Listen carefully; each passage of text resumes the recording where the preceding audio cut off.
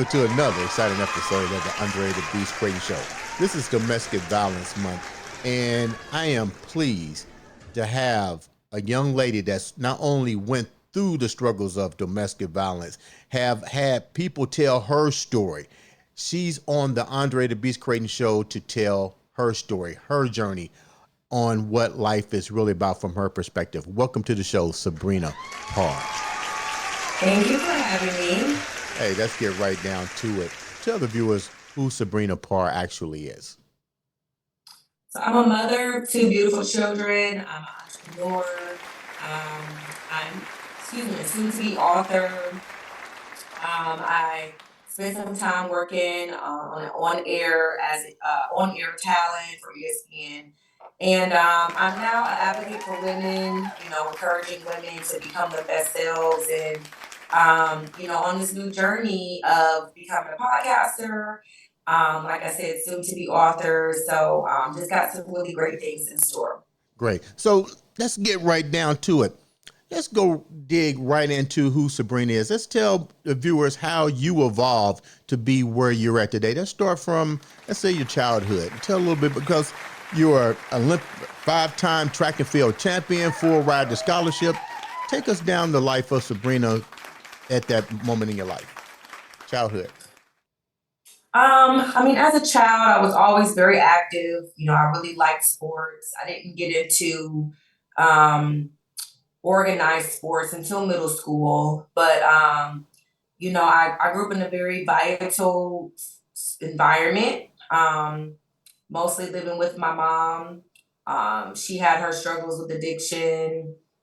I was by the age of, I want to say maybe 7 or 8, I was in the house by myself. My sister, my oldest sister is 5 years older than me. So she left the home when she was 16, maybe even before that. But I just remember being by myself a lot. I was a very troubled kid. I was always getting into something in school, always getting suspended, always fighting. Just whatever I could do to get some attention. And then by the time I got to 7th grade, I was removed from the home because of my mother's struggle with addiction that she just wasn't able to overcome at the time. And then that is when my life really began to change. When you say your mom had an addiction problem, what happened to your life then? Once I was removed from the home? Yeah. Or once you was removed from the home? Started. Well, I had to move. So, the environment that I was used to changed.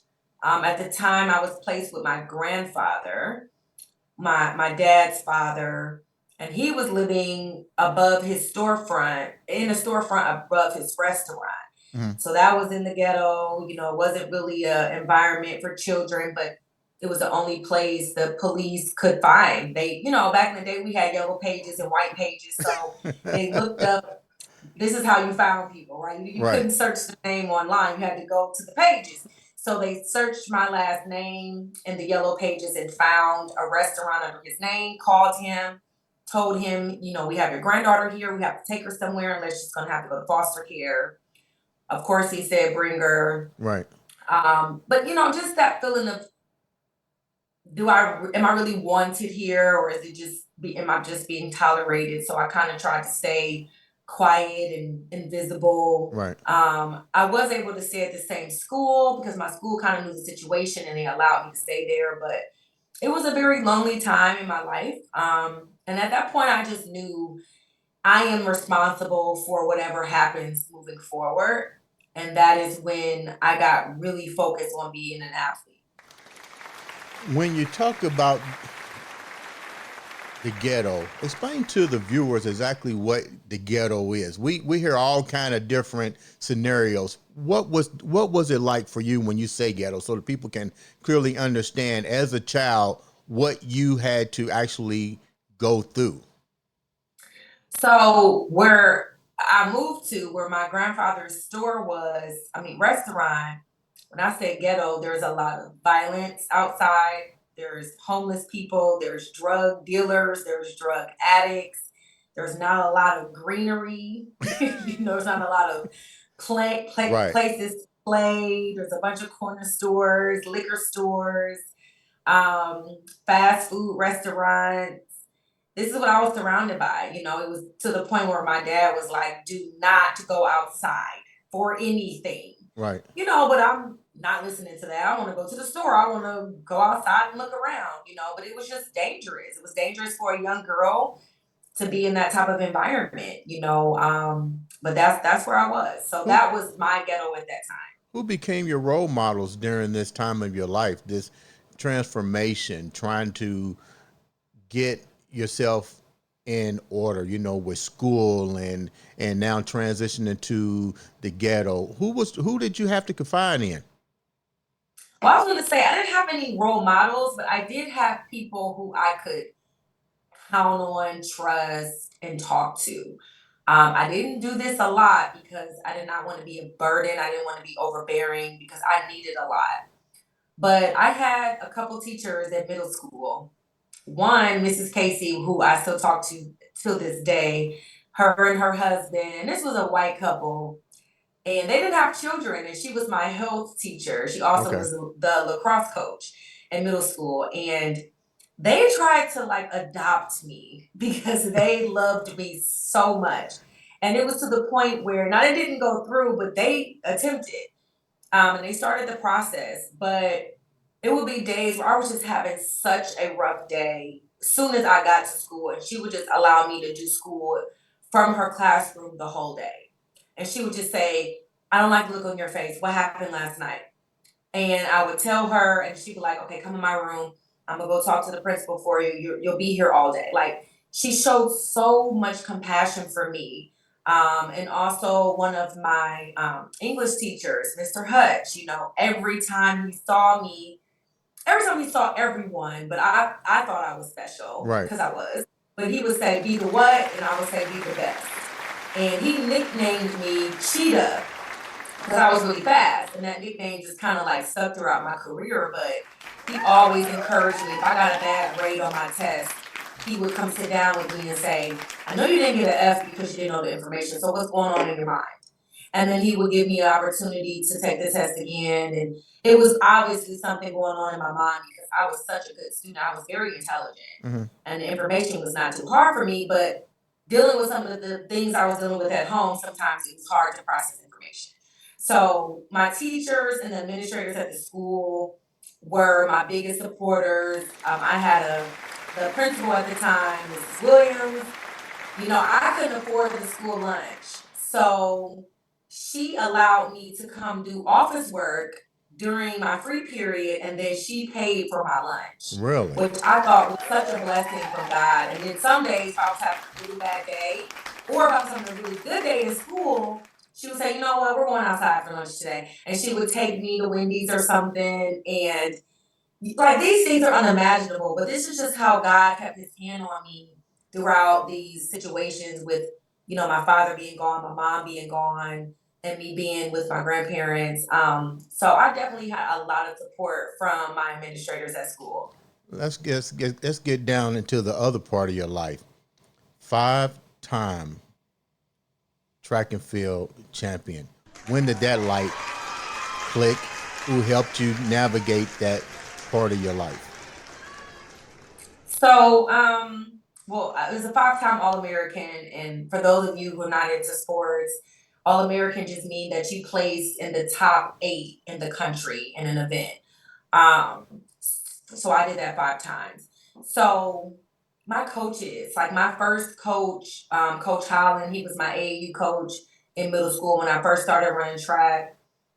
You know, he supported me through everything. And like I was very transparent. Like once I was removed from my mom's home, I was able to be free. I was able to talk freely about my situation. Hmm. So then I was able to start dealing with it and healing from it.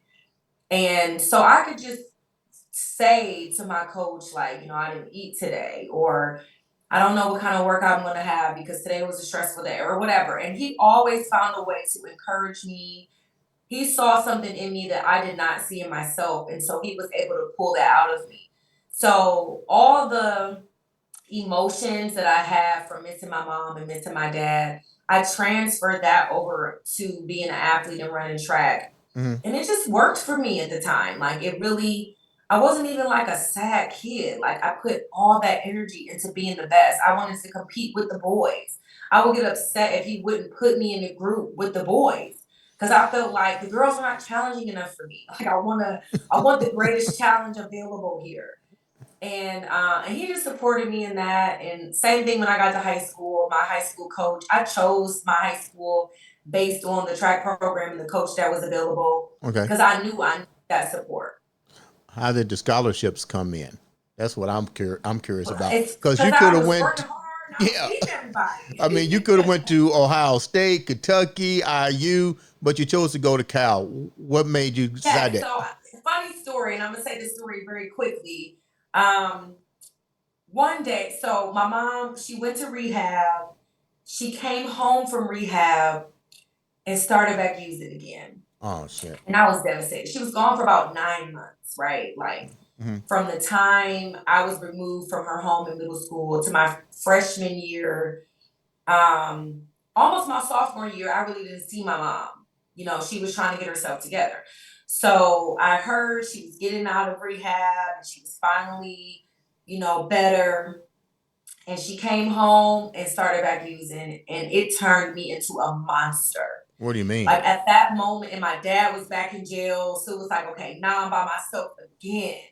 I felt like they had dangled this family story in front of my face and then they snatched it. So back then, when I got angry, I got active. Like I used that anger towards something. So I remember going to my head coach and but I'm just angry, like, how could she do this to me again? She was doing the best that she could. Right. Struggling, addiction is very serious. It is not easy to overcome. And there are people who relapse for years before they can get it together. Hmm. So I don't hold it against her now. Back then, I didn't know how to process Right. not being available to your child, Right. especially as a mother myself.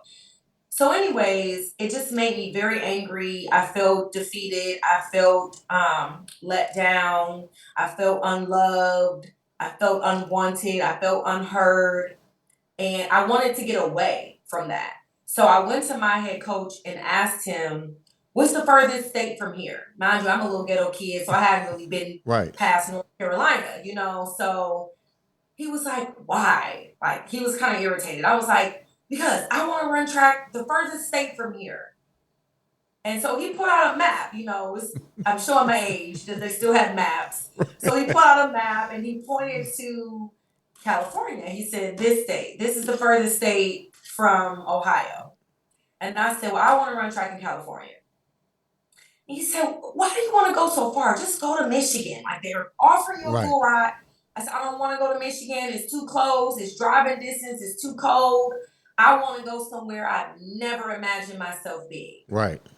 And so he said to me, well, if you want to go to California, you're going to have to run a lot faster. And I said, how fast? Give me a time. So then we looked up the times, like the times that you need to qualify in order to be recruited. Right. And he said, and then you're going to have a 3.4 cumulative GPA. Done. Right. This was now my mission. Right. I knew I had to run very close to 43 seconds and 300 hurdles back then. I knew I had to have a 3.4 cumulative GPA. I knew my academics had to be great. I just knew. So then I created a plan. Right. I decided instead of working a job, instead of sleeping in until my alarm goes off, instead of spending my weekends with my girlfriends or dating, I got up at 4:30 in the morning. I went to school at 6 a.m. to work out with the football team. I use my weekends to train. I use my evenings to train. So I'm now training 3 times a day. That's twice as much as my teammates, 3 times as much as my teammates, and I'm setting myself up for success because I Right. got to get faster. I'm studying while I'm traveling to and from school. I'm studying more on the weekends. So now we're in my junior year in high school. I have a 3.7 cumulative GPA, and my coach comes to me and says, I think you're ready to go to Cali. Mm. And I said, what do you mean? He was like, I'm going to take you. We're going to raise money. I'm going to enter us into Invitational. It's a very Reputable one is called Arcadia Invitational. It's in Arcadia, California, which is about an hour from Los Angeles. Right. He said the best of the best come here and run. You go do your thing out there, you'll get any scholarship you want. Wow. And I said, okay, let's do it. So we raised money as a community for us and another team to go there. The thing about California, you can run as many races as your legs allow. So I signed up for 8 races. I said, put me in everything. What was the 8 Right, like- races that you did? Do you remember? Yes. So I did the 100 hurdles. I did the 400 hurdles. I did the open 400. I did the sprint medley. I did the distance medley. I did the middle medley. I did the 4x1 and I did the 4x4. Are you serious? I am dead serious. And it was a 2-day meet. So I did 8 races in the course of 2 days. And when I tell you I left it all out on the track, Yeah. I remember the first day I could not walk. I was going to say, yeah, could you walk? No, literally another coach literally came and picked me up off the track because I left it all out there. I felt like this was my one opportunity to showcase who I was, and I'm not going to get this opportunity again. So I took full advantage of it, and I came back with 7 medals. I think I medaled in everything except the open 400 because I think I got like 6 or 7, and you only got medals for the top 3. Right. And which I was okay with it. I said, Yeah. I like the odds, you know, 7 medals, top 3 in 7 events, didn't have a bad day at work. So after I got back from California, all the letters start coming in. All the schools from LA, all the schools from, you know, the Bay Area. It was like I did it. And then I ended up signing early. So I took a couple recruiting trips. One was to the school in California, and I was blown away. Like I had never seen palm trees. You know, like I'm just a ghetto kid from California. I mean, from Cleveland. So the air smelled different, the sky looked different, the trees were different. Everybody and you know was what? You probably were different too, because if people are listening to this story, you're still young. You're still getting ready to start your life. Yeah. I was 16 years old going through this. And navigating with waters and still trying to process your mom and dad's situation and still trying to realize a lot of people can't do that. Go, okay, I'm gonna, especially at that age, I'm gonna leave this stuff alone. I'm gonna leave this stuff alone, but this is where I plan to be. Keep going. I like this story. Yeah, so you know, you get 5. Well, back then I don't know how it's changed now, but you had 5 official college visits. Official meaning they pay for you to come, and I took 3. The third one, the California school, and I had 300 of them. You know, I had so many letters, you know, so many offers. Because remember I told you I had to hit a 43 mark. Well, I hit a low 42 very early in my junior year. So I was more than ready. Right. So I signed very early. I knew California was where I wanted to be. And, you know, I sacrificed not going to prom. I sacrificed, again, not really having a dating life. You know, I had guys, but it was like, I'm not taking anybody too seriously because this is my focus and I don't want anyone to take me off of this path. I sacrifice even sometimes my look, you know, because if I don't have money and people aren't taking me to the hair salon and to the nail shop, how am I, you know, getting my hair and stuff done? So I learned how to do my own hair, but I had my ways of hustling, but it was like I just sacrificed a lot of the things that I saw the other girls getting and doing. So now I'm graduating high school. I'm in California. You're in California and you starting your life in California. What's that like? Long way from Cleveland. Yeah. Palm trees, beach, everybody's fast. And you're your own support group right now. You don't have Cleveland. So how do you navigate now? The same way I was navigating in Cleveland, finding my way, trial and error, you know, because I was independent, I was able to file independent on my FAFSA. because my parents were gone. So they gave me a lot of money outside of my scholarship. You know, I'm in beautiful California. And I'm just figuring it out. I don't know what to do with money. I've never had it. The men look different, everything is different. Right. So I did very well though. I just had to figure it out, just like I figured it out any other time. But my ambition and my drive and my focus, it did not change. It Hmm. was still there. If anything, it was heightened because I'm now really out here by myself. I no longer have the support of my coaches and the administrators. No one knows me. No one knows my story. No one cares about my story. And I'm here on assignment. A scholarship is a contract. Right. So you perform and then you can get these things. So I fully understood that. People recognize you by the guy, Lamar Odom, that you just recently dated. Tell the viewers a little bit about that Rocky Road relationship and how it led into your book, your soon to be book. Um, well, Lamar was great. I don't the relationship was not even that rocky. It's just one that I found that I can't do forever. Hmm. I hate to even talk badly about it. Yes, there were things that happened that weren't okay, but that's every Right. relationship, Right. but marriage is forever. So that's a decision you have to make before you get married. But we met in Atlanta and it was not even on a romantic level. He was in Atlanta looking for a personal trainer and some people to help him get ready for the big three when he was playing at the time. Hmm. He stumbled across me. I agreed to train him. I also agreed to link him with some basketball trainers. So that is how our relationship started. It was just a working relationship. And then shortly after, he asked me out for dinner. I accepted. And then that is when our relationship grew in a different direction. When you say moved in a different direction, without getting into too detailed, what do you mean like it moved in two different directions? So initially I said it started as a working relationship and then Hmm. it moved into an intimate relationship. Okay.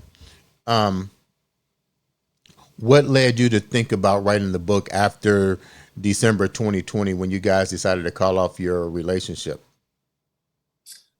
So I just had experienced so many situations where people felt like I was so strong and you handled this so well, and how do you recover from this and that?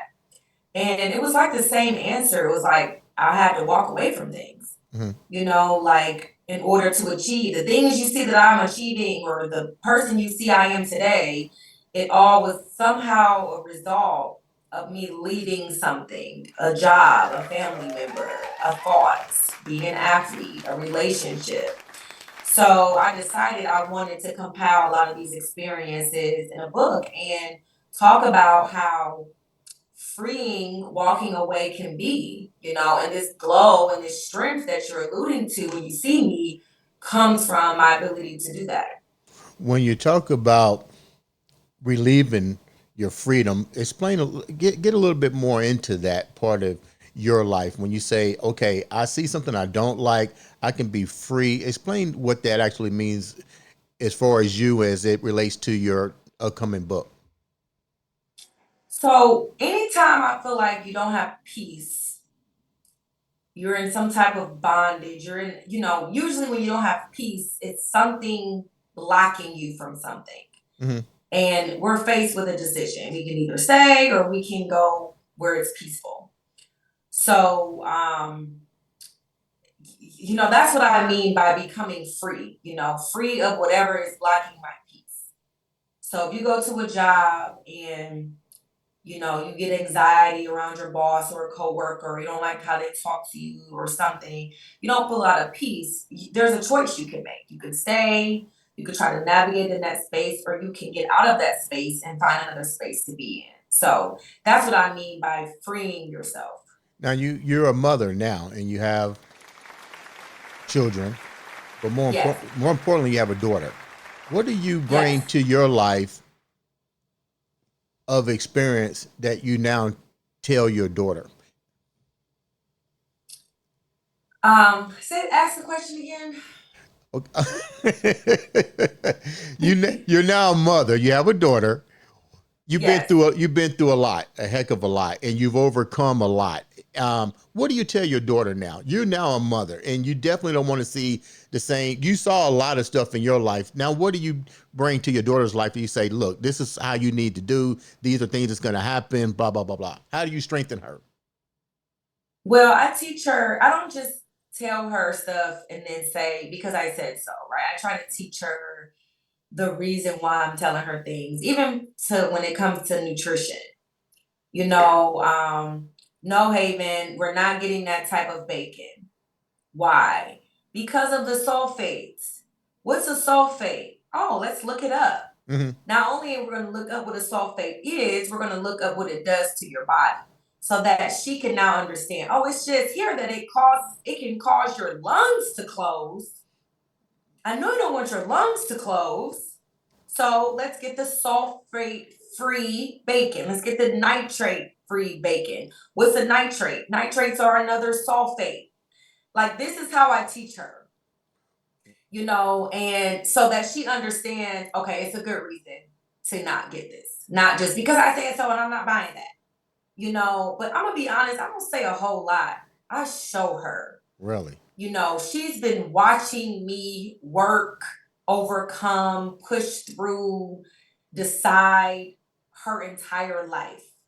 I show her compassion. She knows in this house, we hug, we kiss, we hold hands, we pray, we forgive, we speak words of power. We don't say, I can't. Like, I show her this, I support her. If she has something, I show up. If I'm not able to make it, that's foreign to her. Right. Like, what do you mean you can't be there? Like, because I'm there so much. Mm-hmm. So it's not excitement. She's almost spoiled because there's no real excitement that I'm there. I'm always there. It's exciting if like grandpa or something comes. Because, oh wow, grandpa's coming today. Like, me is like, of course you're coming. She expects me to be a mother because it's what I am. It's not that she feels privileged and honored because I haven't been. So, she's also an athlete. So I know how to fully support her in that because I've done it. When she sees my medals and my trophies, I say, how I got these things? How I was able to run this fast? Sacrificing, doing this. I had to put the TV down. I had to call my girlfriend later, like, so she understands what that means. I teach her how to goal set. I ask her beginning of every season, what do you want to achieve this season? Well, I want to go to nationals. When you go to nationals, what place do you want to get? Well, I want to get first. How do you think you're going to get first? Are you going to do the same thing as last year? What are you going to do differently this year? Right. Like, we break it down so she can process. So when she falls out of line or gets unfocused, because she naturally will, she's only 11, she can then remember, well, I did say I wanted to do this. And I did figure out a plan on how to do this. So it helps her get back on track. And I do the same with my son every time he's around me, and even through FaceTime, because again, he's mostly with his dad. Right. Always, okay, what did you do wrong? How can you do better? How did you, and I stroke his ego so much because his dad is pretty tough. So I personally have to be the one to always stroke his ego. Right. Because it gives him that balance he needs. Okay. His dad doesn't want him too big headed. Right. And I don't think he's big headed enough. Right. So I'm like, our son is really good. So it's a healthy balance, but I believe I give my children what they need in every season. And they haven't had too many seasons yet because they're only 10 or 11. And those seasons will continue to change. But I do everything that I did not receive because I know that it's needed. Okay. Before we wrap up, I'm gonna ask two more questions. Okay. You're writing you're in the process of writing a book. You say what you're gonna, you're bringing your life into your kids. You're seeing it, you don't want the same thing to happen to them, but you also on a journey to empower women. What are you doing to empower them? What have you seen that's lacking in women that you like to see change with what you're getting ready to do? So let me answer the second part of the question first. I'm seeing in women a lot of things I saw in myself: insecurities, lack of accountability, very hard time taking responsibility for their own actions, not learning or knowing how to communicate their emotions or through their emotions, not understanding the common denominator in any of their problems in their life. Hmm. And what I'm doing to try to encourage them is telling them the truth, you know, getting them to see the bigger picture, especially when it comes to relationships and dating. If you keep having the same issues with different men, it's not them, it's you. It's just the truth. And there's something that you are doing, or it's something that you are being that is making them most attracted to you and you most attracted to them. And that's the part we got to figure out here. Because I truly believe you attract who you are. The level that you're on is the level that you're going to receive. So if you want to change the options, you have to first change you. And that's in everything. If you Hmm. want better jobs, what do you get? You go get more degrees, you go get more education, you go get more, experience. If you want a better man, you have to get more knowledge, more experience, more education. It opens up, it's the same for everything as mothers. We learn how to parent through our experience, through our knowledge. Hmm. So you can't get to a relationship and then say, well, I don't have no more room for learning. There's nothing else I need to do. He better take me as I am. I'm perfect. There's no more growth needed, and I can get everything I want. And that's just not true. Mm. Last but not least, take us down the new podcast that you're working on currently.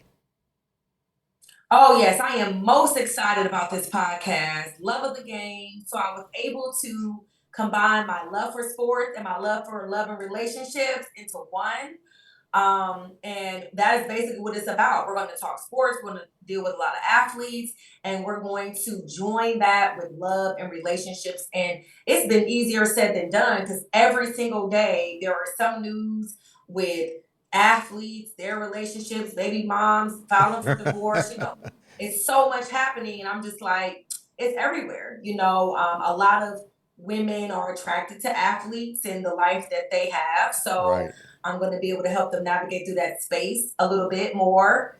And I've been kind of doing it in a jokingly way. right. Some of my videos have been teaching the X's and O's of football in I the like that household, too.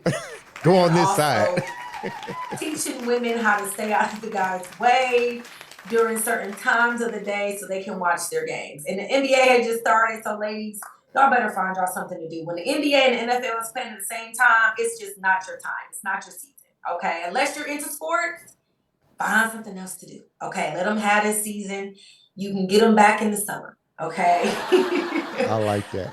So, how can the viewers reach out to you and learn more about your upcoming podcast, your book, just to get in contact with you in general?